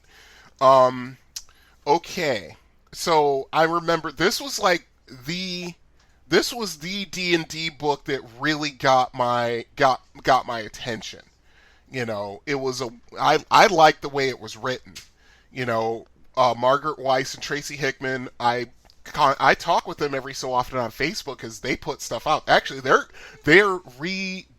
putting out new Dragonlance stuff actually next year. So they've been doing this on and off for almost 40 years. Think about that. But anyway, so I have a plot summary, so I will read it, and then we'll talk about it after that. Okay. This is the THACO's Hammer Book Club now. Yes, yeah, exactly. Yeah, that's what it is. It's just with a THACO's Hammer twist on it. Okay. The story takes place in the world of Krynn, a world of men, monsters, and magic. In a time known as the Cataclysm many hundreds of years ago, Krynn was abandoned by its ancient gods. Since then, it has become a dangerous place where no one can trust each other, preachers of false gods roam, dreadful tyrants have come and risen to rule, and rumors of a war are brewing. The protagonist... Yeah, exactly. That's true. Yeah. When the gods withdrew, all the clerics were gone. Okay. The protagonists of this book are a band of adventurers who reunite after being separated for 5 years. A gruff dwarf named Flint, who was comically allergic to horses. A half-elf named Tanis, and because of his heritage, he cannot get accepted in either human or elven society. A cunning and deceptive halfling. Oh boy, the person who wrote this is funny. I wouldn't call him exactly deceptive. Deceptive by his very nature rather than any actual thought. Did you say halfling? Yeah, I know. He said halfling instead of saying Kender. Kender. Yep. Well, Kender, as it turns out, are an offshoot of halfling. Anyway, the twins, Caramon and Raistlin. Caramon is a great fighter and he loves his brother, while Raistlin is a very powerful mage that cares only about his art, and also the brave knight, Sturm Brightblade. The characters meet in a tavern in the city of Solus. They find out that Raistlin has changed a lot since last they met him. His looks changed from that of a youthful 20-year-old to a wretched, sick old man with yellowish skin and tiny hourglasses where his pupils should have been. With these eyes, he only sees destruction and decay wherever he looks. His brothers tell that it is because he's gained great power from a powerful order of magi. In the tavern, they meet 2 travelers, a man named Riverwind and a woman named Goldmoon. The woman carries a mysterious staff which is sought by the local corrupt governor of forces. After an incident, there's a word, which reveals that the staff has healing properties, which is a wonder unseen since the Cataclysm, the band is forced to flee. That's right. There's no and take the bartender with them. Yes, exactly. Yeah. That's right. There's no healing magic, is there? No, there's not. Yeah, there are no clerics. Once the gods withdrew, all the clerics' powers went with them. I remember in D&D they usually work like if there's no gods around, you get 1st to 3rd level spells, and that's it. Yeah, but you have to have unshakable faith in order to get it. Nobody in Krynn has that. Just by the very nature of how the world has gone since the Cataclysm. Let's see. Goldmoon tells her story that she is the daughter of a barbarian chieftain and she is in love with Riverwind. Unfortunately, Riverwind is a mere shepherd and such a marriage would only mean disgrace to her clan. Because of that, Goldmoon's father sent her beloved on an impossible quest. Where Riverwind had to bring something that proved the existence of the ancient gods, and he did. He brought this... Oh my god. Yeah, okay. yeah. Hang in there. I thought he was going to say, go get me a left-handed screwdriver. Yeah, okay. He brought the staff, but for some reason the staff did nothing, so the people accused him of fraud and began to throw rocks at him. Goldmoon interfered, and they were transported by the magic of the staff to Solus, where they met with the adventurers. Let's see. The band was traveling to the city of Haven to find some wise men who would be able to explain the magic of the staff when the mysterious band of clerics halt them. The clerics turn out to be monstrous creatures, draconians that want to take the staff from Goldmoon. The adventurers beat the monsters, but Sturm gets injured. A white stag appears in front of Sturm, and he starts to follow it. Confused, his comrades follow him. The white stag guides the adventurers to a unicorn. The unicorn explains that the adventurers explain to the adventurers that they have to get to the city of Zack-Saroth in 2 days, and he offers his aid in the form of winged horses that serve them as mounts. And the guy writes, "Remember Flint's horse allergy?" The mounts fly the band to Goldmoon's village, which is a day's march from Zack-Saroth, and she finds it burnt down and her kinsmen slain by the Draconians. The band continues its journey, but unfortunately, all of them except for Tass and Flint get captured by Draconians. Held captive in the Draconian camp, the adventurers learn that the rumors of brewing war have been true. Flint and Tass help the band escape, and they make their way to Zack-Saroth. Now, wait a minute. Isn't this where they first met Fizzband and he fireballed the cage door? If I'm not mistaken. The guy who's writing the synopsis escaping from the prison. Yeah. He's in the prison with them, and he says, I know a way to get this door open. Yeah. And he starts casting fireball, and Wraithbone freaks the hell out. Yeah. He dives for the opposite side of the cage. I thought so. I thought that's where it happened. It's been so long since I've reread this series. When they come to the ancient ruined city, they get attacked by a dragon. Dragons have not been seen since the Cataclysm. This black dragon was great. What's that? The book was great. Mm-hmm. Yep. This black dragon kills Riverwind. Fortunately, it turns out that Goldmoon has been chosen as the cleric of the goddess of healing, Mishakal, and she manages to revive her beloved. The adventurers find out that Krynn is under great danger because the Queen of Darkness is rising, the deity that is diametrically opposed to Mishakal. To aid their cause, they have to retrieve an artifact from deep within Zack-Saroth, an artifact that is guarded by the same black dragon. After a long journey, they manage to fight off dozens of Draconians, retrieve the artifact, with some help from friendly underground gully dwarves that are kept as slaves by the Druvil reptiles, and slay the dragon. That's a rather quick synopsis of that part of the book. The band returns to Solus only to find it burned and ruled by Draconians. Tanis meets an old elven friend of his, Gilthanas. The Draconians take the band, Gilthanas, and the innkeeper's daughter THACO captive again. And geez, how old was THACO when all this went down? 16, if I'm not mistaken? Mm-hmm. Something like that? Let's see. While being captured... Oh, this is when it happened. Okay. While being captured, they meet an odd and forgetful wizard, Fizzband. He helps them escape by casting a magical ball of fire that destroys the bars of their cell. They all escape to the forest of the elves, where they are relatively safe. In the elven city Qualanos, Tanis meets with his past beloved Lorana, but he is forced to reject her love in the name of her good name, for she is of noble blood, and Tanis is only a half-blood rogue. Yeah, there is that problem now, isn't there? Yeah, they got the class thing going on. Oh, well, elves being classist? What? snooty, tree-hugging leaf eaters. Yeah, exactly. Death to the knife eaters. Yep. Let's see. Paxstar Castle are the mines where the human slaves are kept by the cleric of Queen of Darkness, Verminard. To save Qualanos and many human lives, the band goes to make a rebellion at Paxstar Castle and defeat Verminard. Goldmoon convinces the slaves to rebel by healing their leader's fatal wounds, thus proving her to be chosen by the true gods.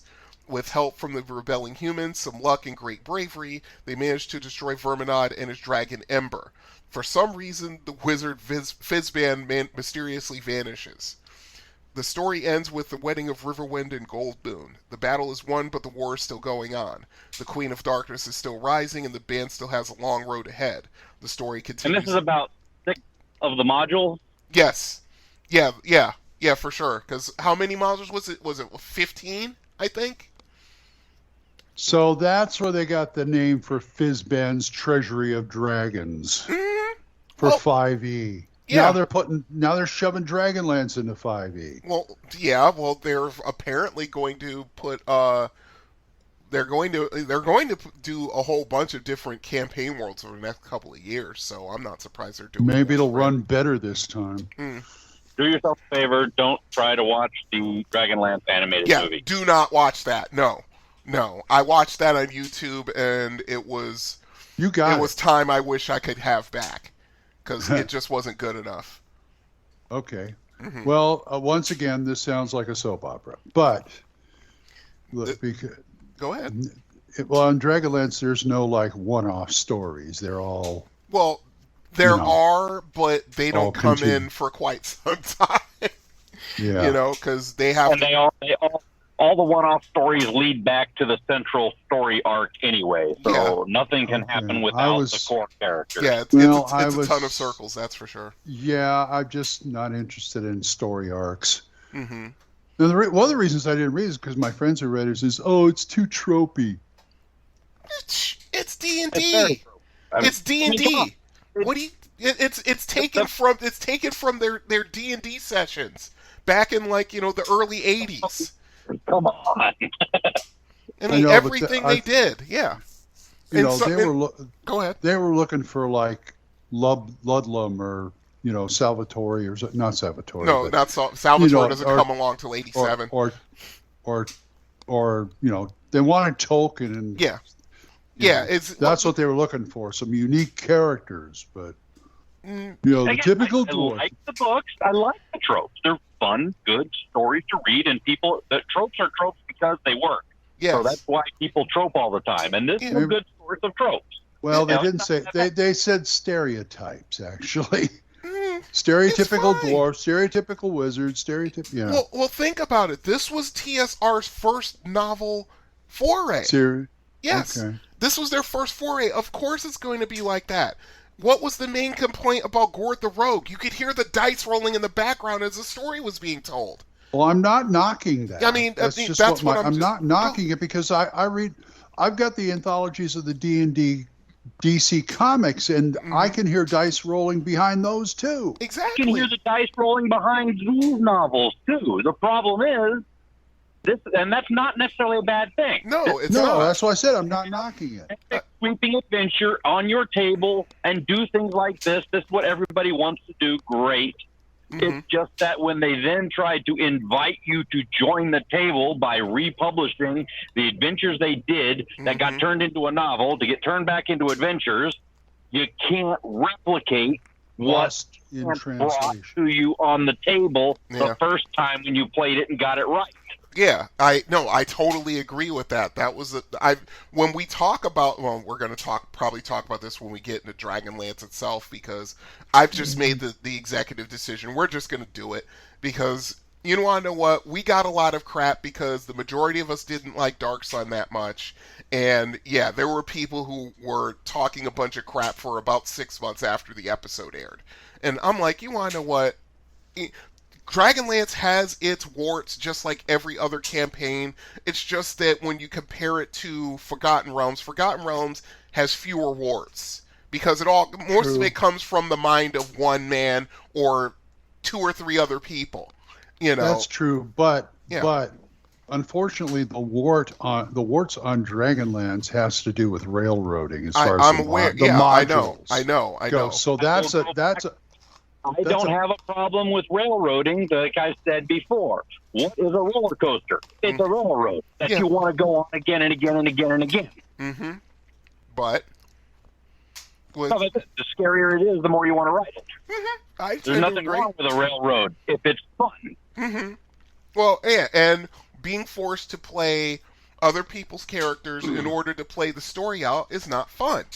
You're right. You're right, full on. But very, very, as far as I'm concerned, very, very, very, very few game masters can do it right. I agree 100%. I could not have run a Dragonlance campaign back in the mid '80s. I wasn't mature enough. I was only 15. Right. You know, I mean, you get the heavy-handed. You got to go this way or else. Mm-hmm.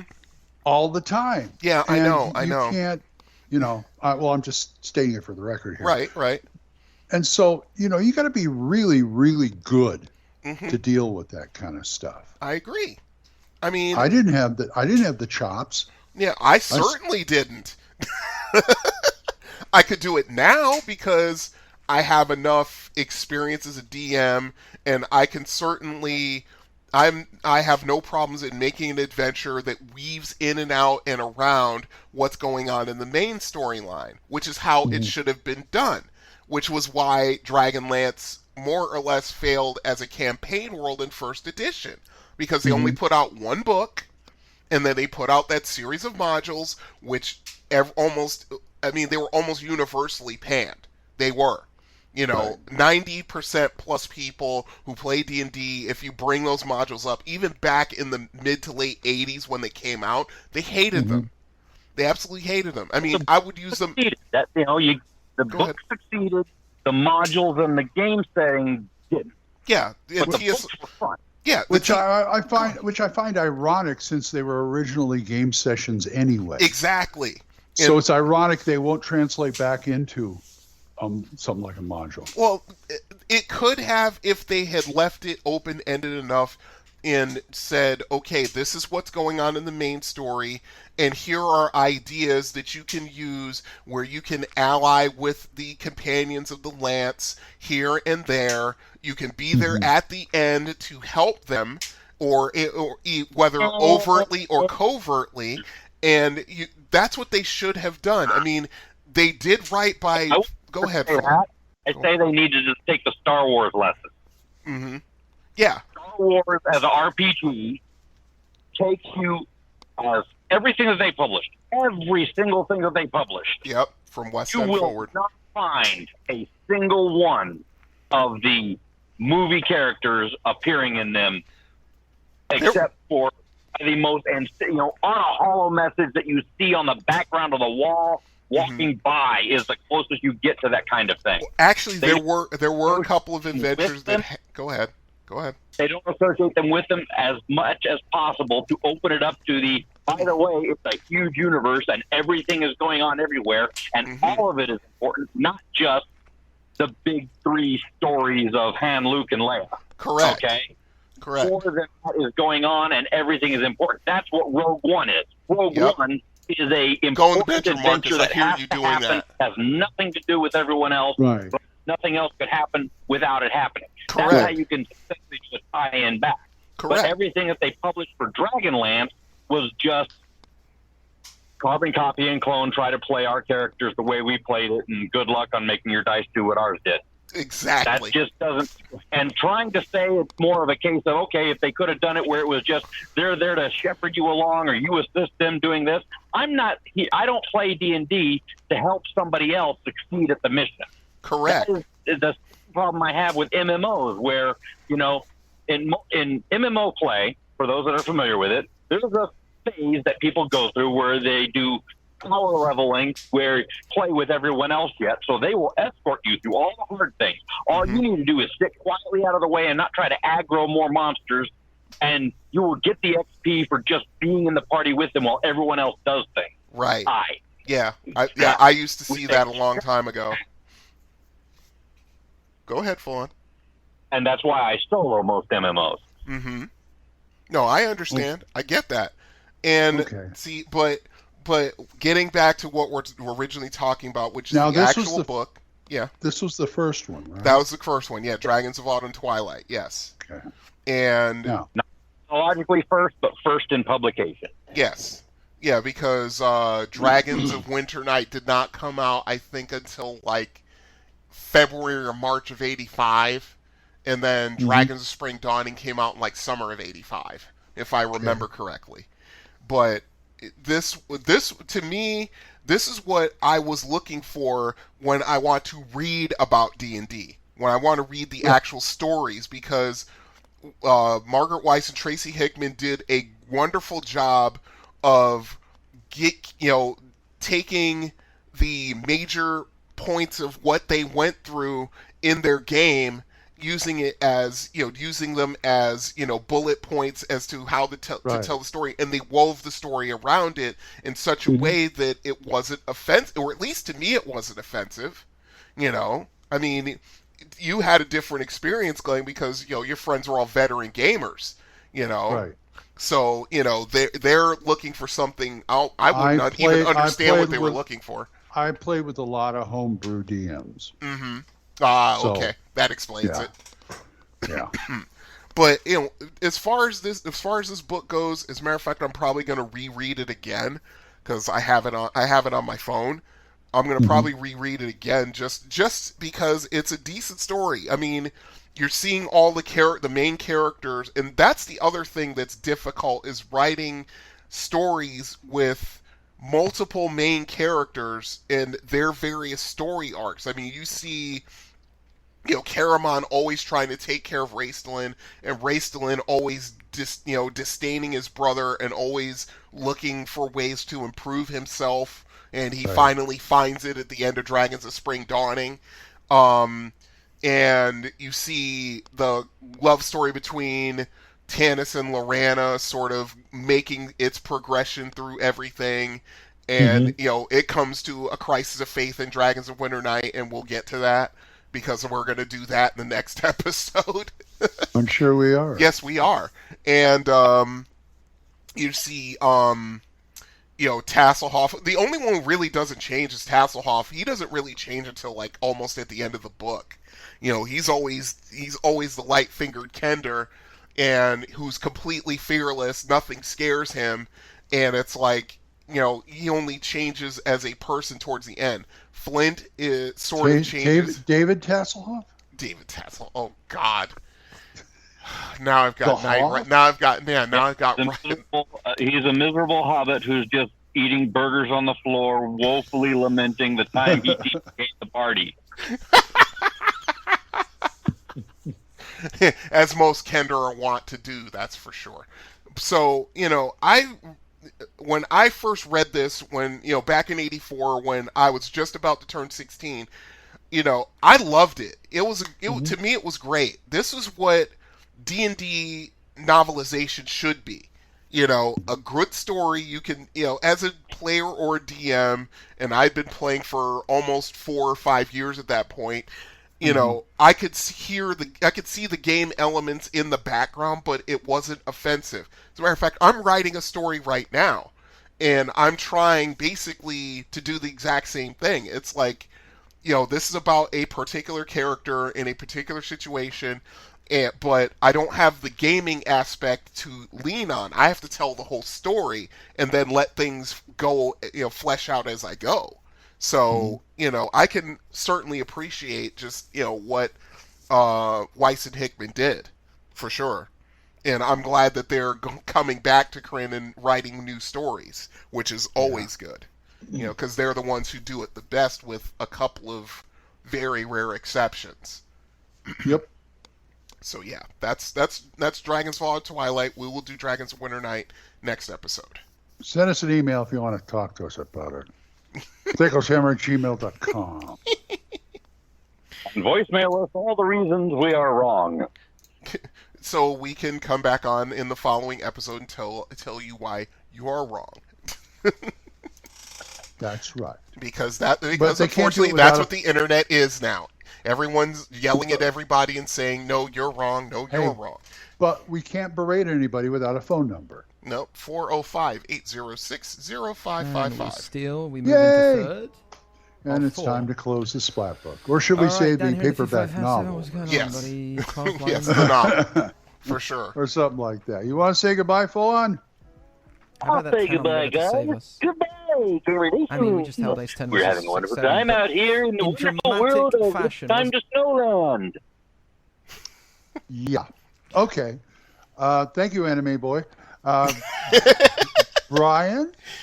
Oh, so just remember, folks, it's like Full-On said. Some railroads are a roller coaster, and usually the roller coasters are the ones you want to ride again and again. But some are a plodding train going 10 miles an hour, and you're not getting anywhere fast, and you want to get off at the first station. So yes. And then you ride a role-playing game. Anyway. Yeah, if you have that kind of... You have those kind of chops, sure. Yeah, okay. And I'm DM Glenn, and as you know, say it with me, everybody. We'll see you next time when the hammer comes down on THACO's Hammer. Bye-bye. Bye-bye. Good news. What do you see out of my hand? I would have thought it would have happened by now.